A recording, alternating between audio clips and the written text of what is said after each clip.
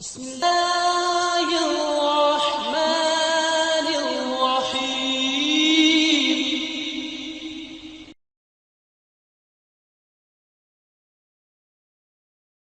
الحمد لله والصلاة والسلام على من لا نبي بعده وعلى آله وأصحابه ومن والاه أما بعد. ایسی دعا ہے کہ جو یہ دعا کرتا ہے اللہ رب العالمین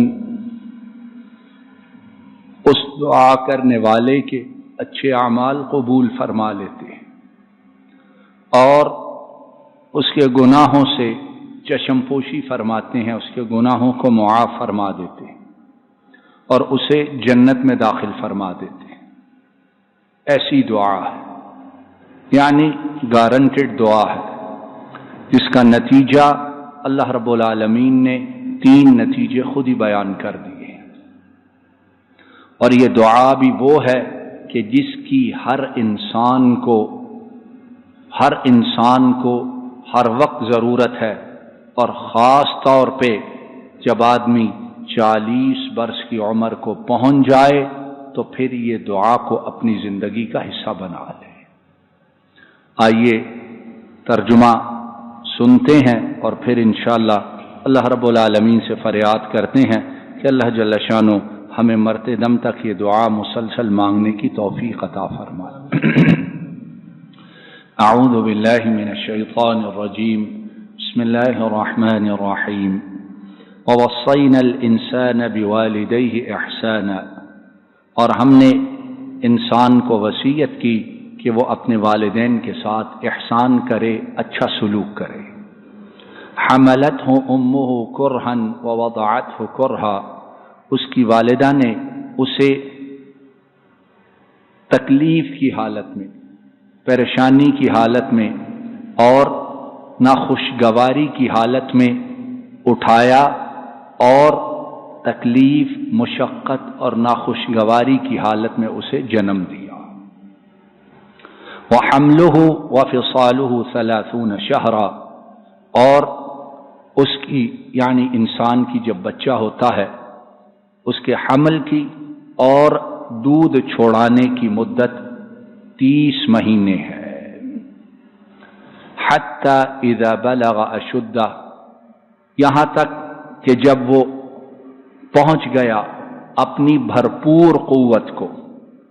وبلغ 40 سنہ، اور پہنچ گیا 40 برس کو، یعنی جب اپنی مکمل قوت کو پہنچا، اس کا ذہن، اس کا دماغ، اس کے جسمانی طاقت، جسمانی قوا سارے پورے اپنی پیک پر، اپنے اوج پہ پہنچ گئے. اور وہ عمر کون سی ہے؟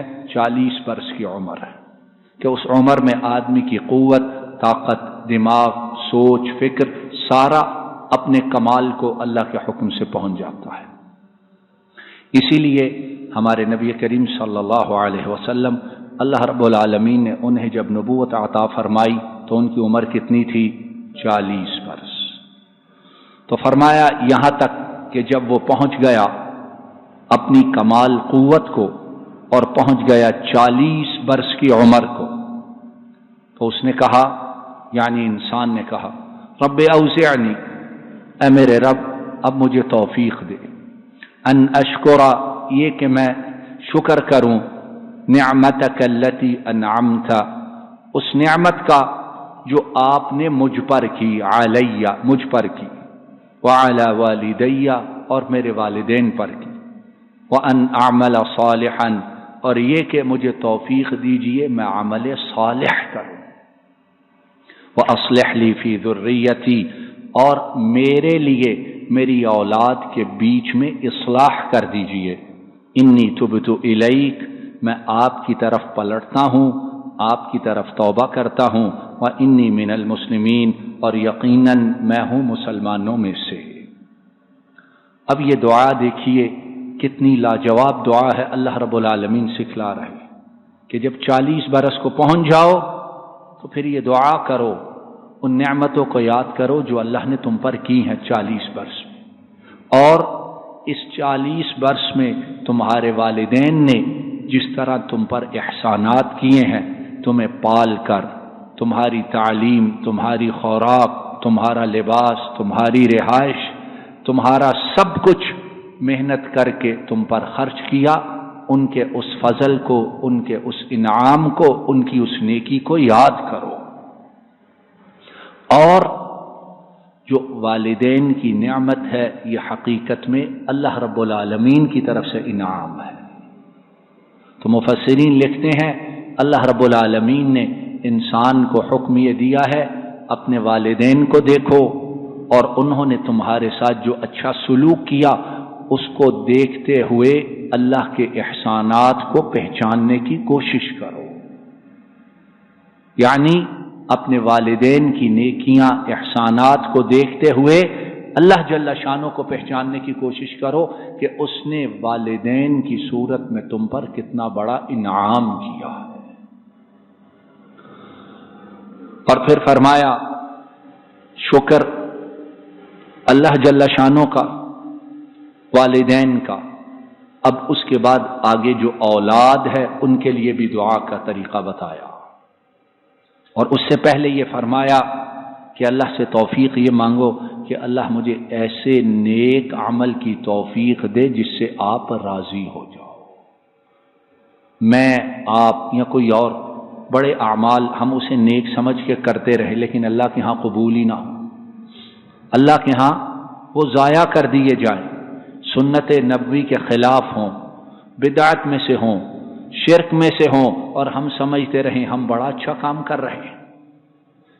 نیک کام وہ بھی میں اور آپ اپنی مرضی سے، اپنی توفیق سے، اپنی ہوشیاری سے نہیں کر سکتے، تب ہی کر سکتے ہیں جب اللہ کی توفیق ہو۔